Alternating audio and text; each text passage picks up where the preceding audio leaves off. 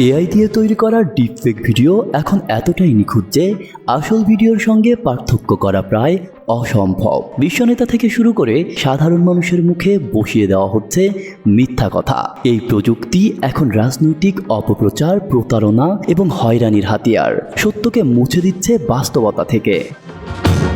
AI নির্ভর algorithm শিশুদের সামনে তুলে ধরছে একের পর এক ভিডিও, গেম, কন্টেন্ট। শিশুরা কি দেখবে, কি ভাববে, কিভাবে চিন্তা করবে, সবকিছু এখন নির্ধারণ করছে এআই। এর ফলে মানসিক বিকাশে দেখা দিচ্ছে সমস্যা, তৈরি হচ্ছে বিষণ্ণতা, আসক্তি এবং বাস্তবতা থেকে বিচ্ছিন্নতা।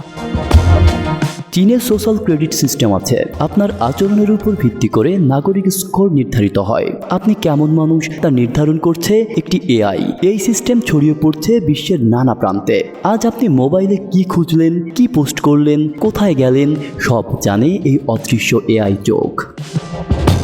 বিশ্বজুড়ে যুদ্ধের ময়দানে এআই চালিত ড্রোন, রোবোটিক ট্যাঙ্ক এবং হামলা চালানো অস্ত্র ব্যবহার হচ্ছে। এই যন্ত্রগুলো স্বয়ংক্রিয়ভাবে টার্গেট নির্বাচন করে। প্রশ্ন হলো, যদি একটি এআই ভুল করে, যদি কাউকে ভুলবশত শত্রু মনে করে, যদি হ্যাক হয় সেই প্রোগ্রাম, তাহলে কি মানবজাতি এক ভয়ঙ্কর ভুলের দিকে এগোচ্ছে?